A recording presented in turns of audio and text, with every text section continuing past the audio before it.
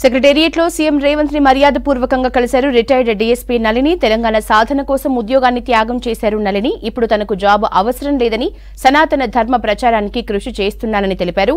ఇన్నాళ్ల తన మనోవ్యధను ప్రభుత్వం గుర్తించినందుకు సంతోషంగా ఉందన్నారు. ఈ సందర్భంగా సీఎం రేవంత్ రెడ్డిని కలిసి ధన్యవాదాలు తెలిపారన్నారు నళిని. ఉద్యోగం విషయము ఒక రిపోర్ట్ ఇచ్చేశాను. వారు ఎంక్వైరీ చేస్తారు, సర్వీస్ మ్యాటర్స్ వారు చూస్తారు, సీఎం గారు చూస్తారు, తగిన న్యాయం చేస్తారు. ఎందుకంటే నాలాగా ఎవరు కూడా ఆఫీసర్స్ డిపార్ట్మెంట్లో అలా నాలా సఫర్ కాకూడదు కాబట్టి వారికి నేను నాకు గుర్తున్నంత మేరకు రాసి ఇచ్చాను. ఉద్యోగం విషయం అయిపోయింది. నెక్స్ట్ ఉద్యోగము కాకుండా నేను ఆర్థిక సహాయం అడిగాను. ఆర్థిక సహాయము అందిన రోజున నేను మళ్ళీ మీ అందరికీ కూడా ఇన్ఫామ్ చేస్తాను. నేను తప్పకుండా నా శేష జీవితం లోపల ప్రజలందరికీ ఉపయోగపడే పనులే చేయడానికి నేను ఎంచుకున్నాను నా మార్గాన్ని. గతంలో కూడా నేను అంటే రెండో ఇన్నింగ్స్ చేసినప్పుడు ఏదైతే సఫర్ అయ్యానో బయటికి వచ్చిన తర్వాత నాకు బ్యూరోక్రసీ మీద నమ్మకం పోయింది కాబట్టి ఆ సేవా రంగం లోపల ఆరోగ్య కేంద్రం నడిపిస్తూ పతంజలి సంస్థతో అసోసియేట్ అయ్యాను.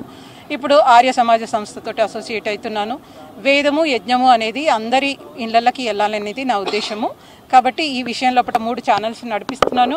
3 పుస్తకాలని కూడా నేను రిలీజ్ కాబోతున్నాయి, రాశాను. నేను ఇలా నేను విస్తృత స్థాయి లోపల ఈ ధర్మ క్షేత్రం లోపల నేను నిశుల్క సేవ చేస్తున్నాను. కాబట్టి నాకు తప్పకుండా వారు సహాయం చేస్తారని నేను ఆశిస్తున్నాను.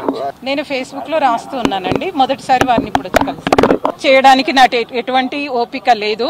ఆల్రెడీ నేను మిషన్ మహర్షి దయానంద సరస్వతి యొక్క ఆశయాలని నేను ముందుకు తీసుకెళ్లడానికి నేను పూర్ణ సమర్పితురాలను అయ్యాను.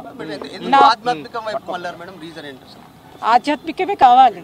ఈ జన్మలో ఏదైతే సత్యమో అది తెలుసుకోలేకపోతే మళ్ళీ 100 జన్మలు ఎత్తాల్సి వస్తుంది.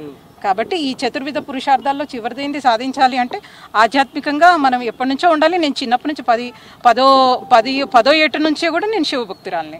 అలా ఏం ఉండదండి. వైరాగ్యము ఒకటి కారణం, అభ్యాసం కూడా ఒకటి కారణం. 2 ఉన్నాయి నా దగ్గర. అభ్యాసం ఉంది, వైరాగ్యం ఉంది.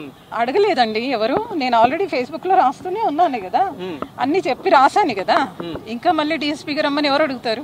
వద్దని చెప్పాను. ఉద్యోగం నాకు అవసరం లేదు అని చెప్పాను. నిశుల్క సేవ చేస్తున్నాను. నాకు మనసు నచ్చిన రంగంలో నేను ఉన్నాను ఇప్పుడు.